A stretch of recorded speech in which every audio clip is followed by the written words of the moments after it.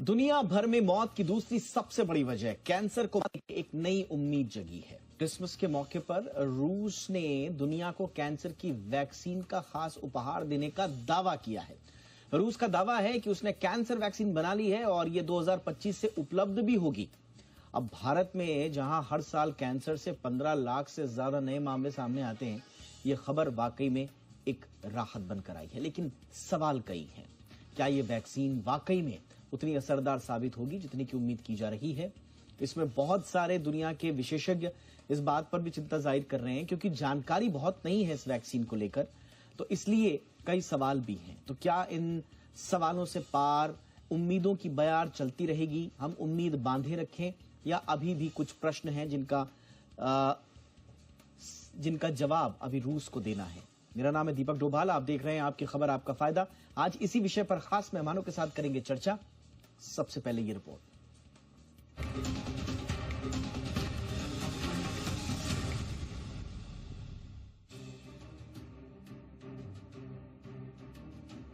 Cancer एक ऐसा शब्द जो आज हर घर में चर्चा का विषय बन चुका है। ये केवल एक बीमारी नहीं है, बल्कि लाखों परिवारों की जिंदगियों पर गहरा असर डालने वाला दुश्मन है। विश्व स्वास्थ्य संगठन यानी WHO की रिपोर्ट बताती है कि कैंसर आज दुनिया भर में मौत का दूसरा सबसे बड़ा कारण बन चुका है। हर 6 में से 1 मौत कैंसर की वजह से होती है।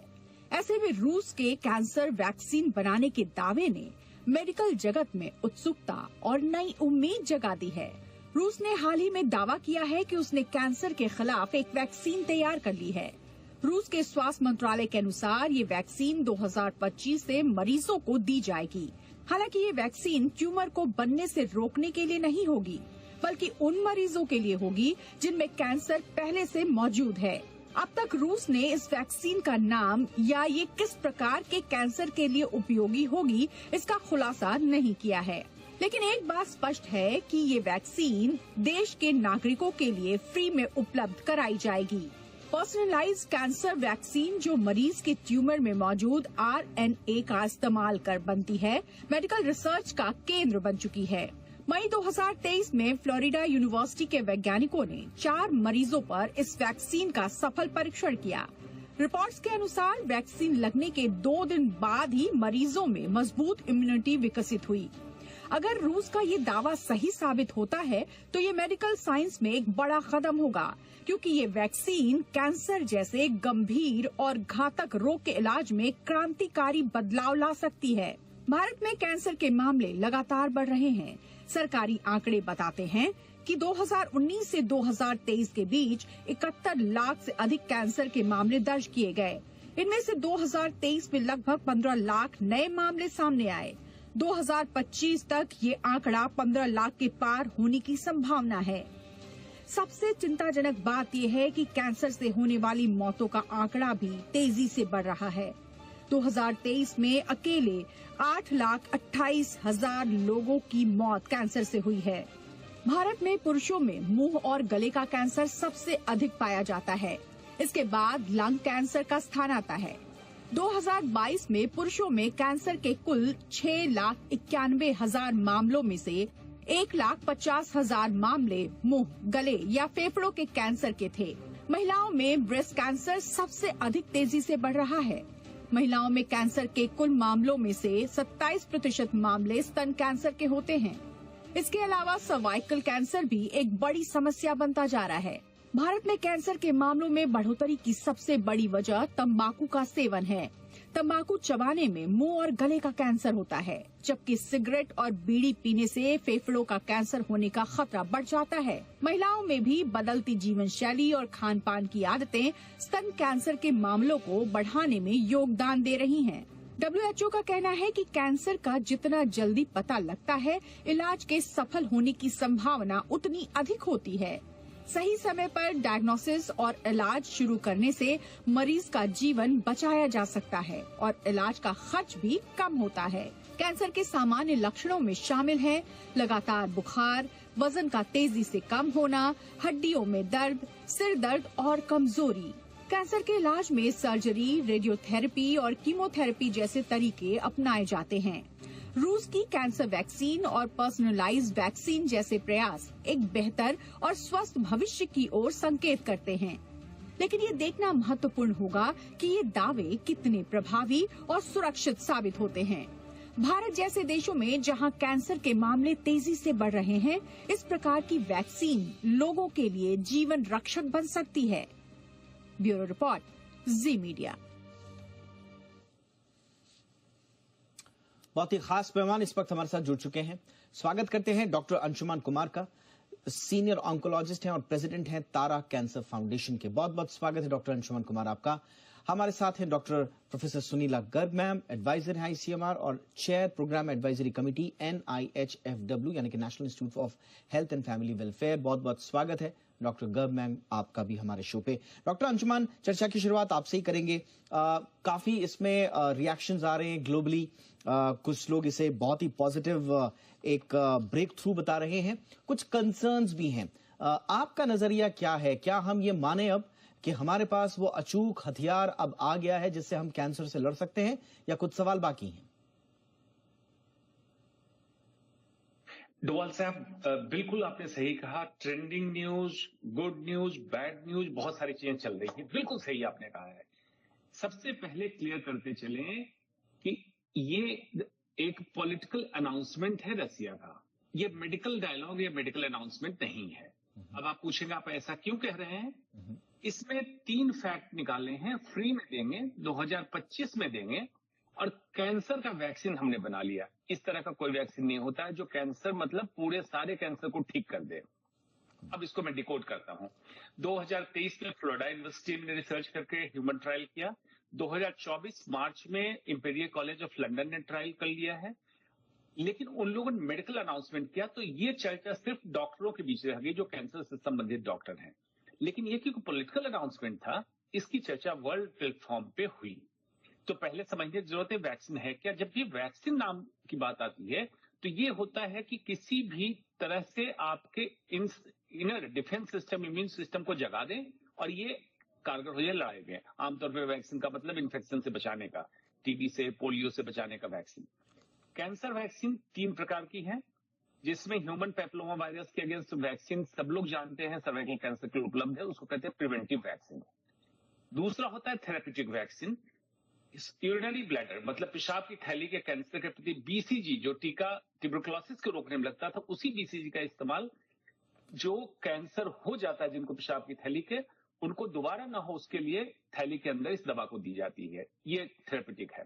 अब जो वैक्सीन की चर्चा आज हम करने वाले हैं ये थेरेप्यूटिक वैक्सीन में आता है। लेकिन इस वैक्सीन की क्या क्या खास बात है? पहली बात, पर्सनलाइज्ड वैक्सीन है।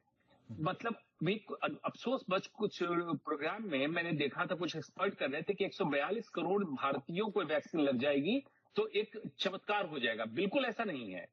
ये वैक्सीन उनको लगना है जिनको कैंसर हो चुका है, कैंसर का इलाज चल रहा है, दोबारा उनको कैंसर ना हो या कैंसर की रिकवरी बेहतर हो। यानी कि ये प्रिवेंटिव वैक्सीन नहीं है, थेरोपेटिक है।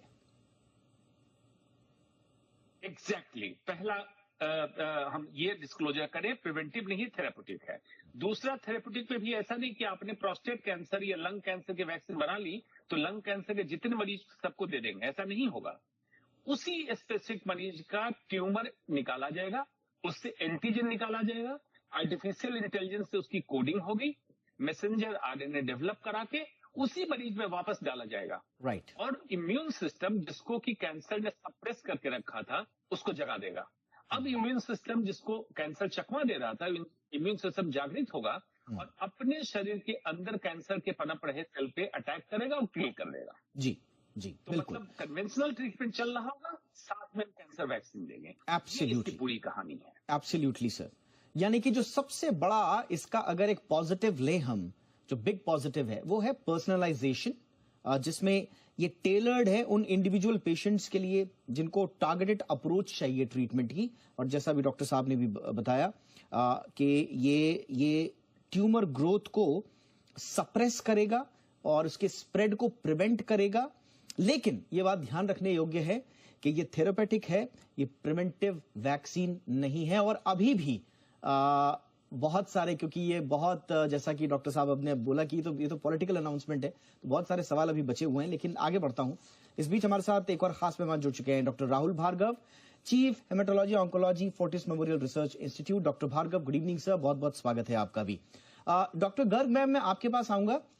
जरा आप मैम थोड़ा प्रकाश डालें कि अगर ये वाकई में 2025 में रशिया ये कर दिखाता है, चाहे वो अपने ही नागरिकों के लिए सही क्यों ना हो, ये कितना बड़ा ब्रेक थ्रू होगा मैम? देखिए, पहली बात तो मैं डॉक्टर अंशुमन से बहुत सहमत हूं कि ये बेसिकली साइंटिफिक अनाउंसमेंट नहीं है, ये महज एक पॉलिटिकल अनाउंसमेंट है। और नंबर 2, हम ये भी मान के चले, ये कौन से कैंसर के लिए? कैंसर तो पूरे हेड से लेके टो तक सभी ऑर्गन्स में कैंसर हो सकते हैं, तो किस कैंसर के लिए? अगर हम रशिया की बात लें वहां पे और मेन की बात करें तो वहां पे कोलोन कैंसर है या लंग कैंसर है या स्किन का कैंसर है, सबसे ज्यादा मात्रा में पाए जाते हैं, पर्टिकुलरली अगर हम आदमियों की बात करें। और महिलाओं की बात करें तो ब्रेस्ट कैंसर सबसे ज्यादा मात्रा में है। तो किस कैंसर के लिए है? और कैंसर के भी डिफरेंट स्टेजेस ऑफ ट्रायल है, फेज 1, फेज 2, फेज 3, फेज 4, जब वो मार्केट में लॉन्च होता है और उससे पहले एनिमल स्टडीज होती हैं। तो कहीं ना कहीं हमें ये भी जानकारी होना आवश्यक है कि किस फेज में ये है और ये इसके अप्रूवल्स हर स्टेज में होते हैं। तो मैं ये महज कहूंगी कि अभी हमें ये नहीं सोचना कि वैक्सीन आ गया है और हमें कैंसर हो भी गया है। ज्यादातर लोग कैंसर से तब डरते हैं जब बेसिकली उनको कैंसर डिटेक्ट होता है और वो सोचते हैं कि हमारे लिए इलाज हो जाएगा। तो अभी भी हमें एक बचाव सबसे पहले एक इम्पोर्टेंट साधन है। तो हम अपनी जीवन शैली को ठीक रखना है, यानी कि तंबाकू का प्रयोग जो हम पहले कहते आए हैं करके, सब्सटेंस अब्यूज है, कि जिन चीजों से कैंसर हो सकता है, प्रोबेबली हमें बचाव के साधन पर निर्भर रहना है। और आज की तारीख में इंडियन कॉन्टेक्स्ट में मैं जरूर कहूंगी कि हर एक बच्चों के लिए, महिलाओं के लिए, पुरुषों के लिए आज HPV वैक्सीन उपलब्ध है, वो ज्यादा से ज्यादा मात्रा में लगवाएं।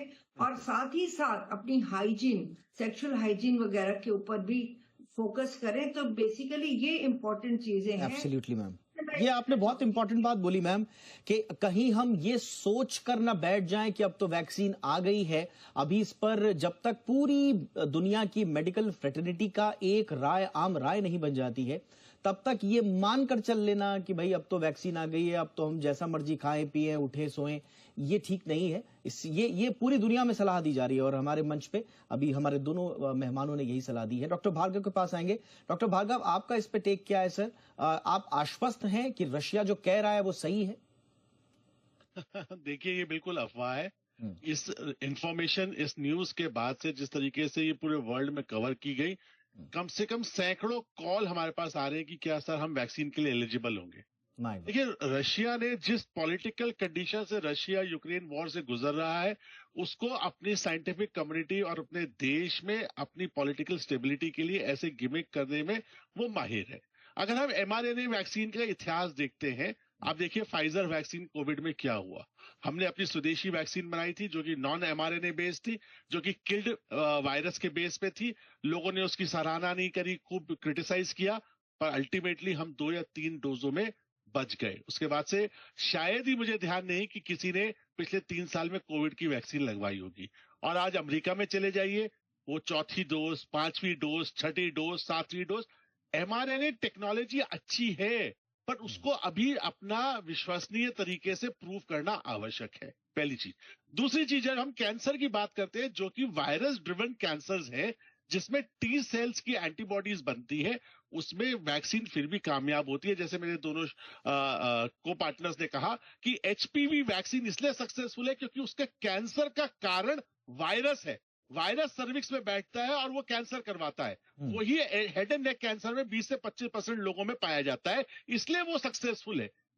हम कैंसर की जब बात करते हैं, हमने T सेल्स को जागृत करने के लिए CAR T सेल बनाया, हमने क्रिस्पर बेस्ड टेक्नोलॉजी बना रहे, तो हम जानते हैं कि इम्यून सिस्टम कहीं ना कहीं शिथिल है। बट इतनी सिंप्लीफिकेशन से कि mRNA वैक्सीन ली, आपकी बॉडी में से निकाला, उसकी वैक्सीन ली और T सेल जागृत हो गए और मर गए, ये थोड़ा हमें लगता है over simplification of a complex बीमारी लाइक कैंसर है। तो दोस्तों, मैं सिंपल सी बात कहूंगा जी बिजनेस के माध्यम से, प्लीज इन गिमिक्स में ना पड़े। जैसा अभी डॉक्टर गर्ग ने बताया और डॉक्टर अंशुमन ने बताया, हमारे को अपनी टेस्टिंग को बढ़ाना है, प्रिवेंशन को बढ़ाना है। हम कैपिटल बनते जा रहे हैं। जिस प्रकार से इस बार डायबिटीज के कैपिटल बने हैं वर्ल्ड में, दोस्तों अगले 5 से 10 साल में 15-16 लाख कैंसर के पेशेंट्स और आएंगे। अब समय है जागरूकता का, जिसमें प्रिवेंशन, जिसमें एनवायरमेंटल पॉल्यूशन, जिसमें हमारी फूड चेन में लेड, आर्सेनिक और एस्बेस्टोस जैसी चीजों का सेवन का कम करना, हमारे को अर्ली डिटेक्शन पे काम करना, पूरी पॉपुलेशन को एचपीवी वैक्सीन से वैक्सीनेट करना ताकि सर्विकल कैंसर का रेट कम होता जाए। Right, और साथ में आधुनिक तरीके से कैंसर की टॉक्सिसिटी को कम करके अफोर्डेबल तरीके से Alright, कैंसर ट्रीटमेंट पे ध्यान देना चाहिए, ना कि ऐसी गिमिक पे। रशिया Alright, ये sir. गिमिक कर रहा है, Right, sir. लोगों की भावनाओं से खेल रहा है। हमें इसके खंडन करना चाहिए। Right, और sir. जी बिजनेस न्यूज का धन्यवाद देता हूं कि एक स्ट्रांग स्टेटमेंट जाना चाहिए लोगों तक कि Right, वो sir. ऐसी चीजों में ना पड़े। Right sir. तो अब तक की हमारी चर्चा में हमारे तीनों के तीनों मेहमान एक पेज पर नजर आ रहे हैं, और ये है कि ये रशिया का एक पॉलिटिकल अनाउंसमेंट है, ये एक मेडिकल अनाउंसमेंट नहीं है। इसलिए हमें बहुत ज्यादा उत्साहित होने की आवश्यकता नहीं है। इस बारे में अभी और रिसर्चेस, अभी और खुलासे होने बाकी हैं। इसमें बहुत सारी बातें कही गई है, एमआरए टेक्नोलॉजी की बात कही गई है। एक और दिलचस्प बात जो कही गई है इसमें, वो है एआई का इंटीग्रेशन। ये कह रहे हैं कि साहब वैक्सीन का जो डेवलपमेंट हुआ है वो रैपिड डेटा प्रोसेसिंग के लिए एआई का इस्तेमाल करके होगा। इस तरह की बातें कही गई हैं। थोड़ा और इसकी परतों को खोलेंगे, और अगर अभी हमसे वैक्सीन दूर है तो फिर हमें भारत में क्या करना होगा। छोड़ दीजिए दुनिया में क्या हो रहा है, हमें किन बातों पर ध्यान देना होगा, इस पर भी करेंगे चर्चा एक छोटे से ब्रेक के बाद। ब्रेक के बाद आपका स्वागत है। तो रशिया ने दावा किया है कि उसने कैंसर की वैक्सीन तैयार कर ली है और 2025 से ये अवेलेबल होगी। आज हम इसी पर चर्चा कर रहे हैं, और अभी तक की चर्चा में ये सामने आया है, हमारे तीनों पैनलिस्ट कह रहे हैं कि साहब ये मात्र एक पॉलिटिकल अनाउंसमेंट है, मेडिकल अनाउंसमेंट नहीं है, इसलिए हमें ज्यादा उत्साहित होने की आवश्यकता नहीं है। डॉक्टर अंशुमान कुमार, लेकिन इतना बड़ा दावा कोई देश अगर कर रहा है तो उसके पीछे कोई तो आधार होगा। क्या ये पूरी तरह से ये कोरी अफवाह ही है, या कुछ साइंटिफिक इंटरवेंशंस जो हो रहे हैं वैक्सीन निर्माण में, कहीं ये आपको उस दिशा में, अगर एकदम तैयार नहीं हुई है तो कम से कम क्या हम ये माने कि उस दिशा में कम से कम आगे बढ़ रहे हैं हम? दीपक डोवाल साहब, बिल्कुल ये सच है कि उनका अनाउंसमेंट साइंस के आधार पे क्यों है, अनाउंसमेंट पॉलिटिकल है। ओके। मतलब इसका ये है कि world wide already cancer vaccine पे काफी रिसर्च हो चुका है, और रशिया का भी रिसर्च उसी मेथड पे है। अब इसमें 2-3 चीजें समझने की जरूरत क्या है कि थेरेपेटिक कैंसर वैक्सीन पर्सनलाइज्ड, इसमें ट्यूमर से एंटीजन, मतलब ट्यूमर एसोसिएटेड एंटीजन निकाला, और आर्टिफिशियल इंटेलिजेंस मदद इसलिए करता है कि इसमें डजन्स ऑफ एंटीजन निकाले जाते हैं, एक दो नहीं, कई डजन, ताकि उस कैंसर को पूरी तरह उसका प्रतिनिधित्व उस वैक्सीन में दिखे। इसको एनालाइज करने में ह्यूमनली या मैनुअल लेवल से बहुत समय लगता था। एआई उसको बहुत फास्ट एनालाइज कर रहा है, आर्टिफिशियल इंटेलिजेंस, और मैट्रिक्स बना दे रहा है कि ये मैसेंजर आरएनए के लिए ये कोडिंग, जेनेटिक कोडिंग तैयार करो, और ये जब दोगे तो पेशेंट का इम्यून सिस्टम ज्यादा अच्छा जगेगा। एक स्टेप। दूसरा स्टेप कि जब इंजेक्शन लग गया, वैक्सीन लग गया, तो उस पर्टिकुलर पेशेंट में उसका टी सेल, मतलब उसका इंटरनल डिफेंस सिस्टम कितना जगा और कितना टी सेल उसके कैंसर के खिलाफ काम करने, इसको मॉनिटर करने के लिए एक बहुत बड़ी व्यवस्था होती है। छोटी व्यवस्था नहीं है। तो इसके मॉनिटरिंग की सुविधा होनी चाहिए, और अंत में होता है रिजल्ट देखना। ये सच है कि रशिया ने कुछ काम किया होगा, लेकिन उसमें मेडिकल डिटेल उन्होंने अनाउंस नहीं किया, इसलिए मैं कह रहा हूं पॉलिटिकल अनाउंसमेंट। ऑलराइट। वर्ल्ड में कई कंट्री अच्छा खासा काम कर रही है इस पे। Right sir. डॉक्टर भार्गव, मैं आपके पास आना चाहूंगा, क्योंकि ये कहा जा रहा है कि publicly available clinical data, clinical trial data नहीं है, और उसकी वजह से इसकी एफिकेसी पर सवाल उठ रहे हैं। लेकिन जैसा डॉक्टर अंशुमान कुमार कह रहे हैं कि उनका तरीका साइंटिफिक जरूर है, जो वो तरीका बना रहे हैं, तो क्या आप इस बात से सहमत हैं? देखिए, सबसे बड़ा कैंसर जो है ना, कैंसर सबसे बड़ा एआई है। आप बात समझिए, कैंसर जानता है कि किस तरीके से उसको अपने आप को जीवित रखना है, किस तरीके से इम्यून सिस्टम को इवेट करना है, किस तरीके से ग्रो करना है, और किस तरीके से आपके शरीर पे काबू करना है। ये सिंप्लीफिकेशन है। ब्रिटेन कम से कम 20 साल से कैंसर वैक्सीन आज का टर्मिनोलॉजी नहीं है, ये 1970 में कॉइन किया गया था। आप समझ रहे हैं, पिछले 50 साल से कैंसर वैक्सीन पे काम चल रहा है और आज तक ब्रेक थ्रू नहीं हुआ। हाथ कंगन को आरसी किया, पढ़े लिखे को फारसी किया। आप क्लिनिकल डेटा 50 लोगों का दिखा दीजिए, ब्रेस्ट कैंसर हो, ओवरी हो, ब्रेन ट्यूमर हो, सीएमएल हो, मल्टीपल माइलोमा हो, आपने पर्सनलाइज मेडिसिन बनाई और आपने कैंसर को ठीक कर दिया, ये दिखा दीजिए, आपकी बात घोषित हो जाएगी। Rather than prime minister, president किसी कंट्री का बोले कि हमने कैंसर वैक्सीन बना दी, उस पर आप विश्वास नहीं कर सकते। मुझे इस तथ्य में बिल्कुल विश्वास नहीं है। मैं आपको कोरी कागज बता रहा हूं कि इसमें कोई तथ्य नहीं है। कैंसर सबसे बड़ा एआई है, कैंसर जानता है, हम उस तरफ चल रहे हैं। ये हो सकता है 2035 तक सत्यता इसमें आ जाए, ये लाइट ऑफ द डे देख ले, पर आज पिछले 50 साल की भी हमें एक कदम भी आगे नहीं बढ़ा पाई। यानी कि जिंदगी उसी चीज को आगे बढ़े। एब्सोल्युटली सर, यानी कि जिंदगी और मौत की आंख मिचोली में फिलहाल जो साइंटिफिक इंटरवेंशंस हैं वो पीछे चल रहे हैं और कैंसर आगे चल रहा है। फिलहाल वस्तुस्थिति ये है आज की, इसलिए अभी इस पर पूरी तरह से विश्वास नहीं किया जा पा रहा है। मैम, आपका क्या टेक होगा? दिशा सही है जो इंटरवेंशंस हो रहे हैं, या हम इसी तरह से मायूस रहे कि कैंसर का शायद हमें कभी वैक्सीन ना मिल पाए? नहीं, देखिए दिशा सही है, परंतु इसमें समय लगेगा। जैसे कि मैंने बताया, कैंसर कई प्रकार के हैं और एंटीजेंस भी कई प्रकार के हैं। सर्वाइकल कैंसर का ले ले 6, 11, 16, 18, अब हमारे पास में नैनोवेलेंट वैक्सीन है जो कि 9 एंटीजेंस के लिए वो कैंसर को प्रिवेंट करता है। बट आज की तारीख में मैं कहना चाहूंगी, लोगों में जागरूकता होना बहुत जरूरी है। कल ही परसों एक लैंसेट साउथ एशिया में एक बहुत अच्छी न्यूज आई थी कि जब से पीएम जन आरोग्य योजना लागू हुई है, 30% से ज्यादा लोग अर्ली डिटेक्शन के लिए, जो कि बिलो पॉवर्टी लाइन है, उन्होंने रिपोर्ट किया है। यानी कि बहुत जरूरी है लोगों में जागरूकता पैदा करना, ताकि उनमें अर्ली कैंसर के अगर लक्षण है तो जल्दी से जल्दी वो हेल्थ केयर फैसिलिटी में रिपोर्ट करें और अपना इलाज करवाएं, और जो कि आज की तारीख में पीएम जन आरोग्य योजना के द्वारा संभव हो चुका है। तो लोगों में जागरूकता लाना जरूरी है। एचपीवी वैक्सीन उपलब्ध है, उसको लगाना जरूरी है, और अपना लाइफस्टाइल चेंज करना बहुत जरूरी है। बिल्कुल। मैं तो कुल मिला के अगर हम सम अप करें आज के इस पूरी चर्चा को, तो पहला जो हम बार बार रिपीट कर रहे हैं हमारे जो तमाम मेहमान हैं वो ये कि ये पॉलिटिकल अनाउंसमेंट है, इसमें भी ज्यादा उत्साहित होने की आवश्यकता नहीं है। हाँ, इस दिशा अगर हम कहें कि वैक्सीन की दिशा में जो काम हो रहा है वो पूरी दुनिया में हो रहा है और पॉजिटिव दिशा में हो रहा है,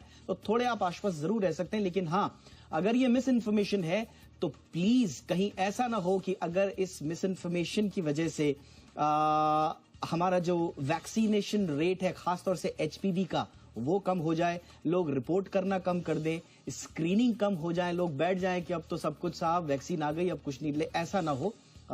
एचपीवी जैसी वैक्सीनेशन का ज्यादा से ज्यादा लोगों तक पहुंचना जरूरी है। सर्वाइकल एनल थ्रोट कैंसर में बहुत इंपॉर्टेंट इसके डेटा भी है उसमें कामयाबी के। तो इसी उम्मीद के साथ कि दूध का दूध पानी का पानी बहुत जल्द होगा। अभी उत्साहित होने की आवश्यकता नहीं, लेकिन क्लोजली मॉनिटर करना इस पूरे डेवलपमेंट को जरूरी होगा। बीच बीच में एनालिसिस लेकर आते रहेंगे। Thank you so much doctor Bhargava, doctor Anshuman, doctor Garg ma'am, आप तीनों का बहुत बहुत शुक्रिया। आपकी खबर आपका फायदा में इतना ही। नमस्कार।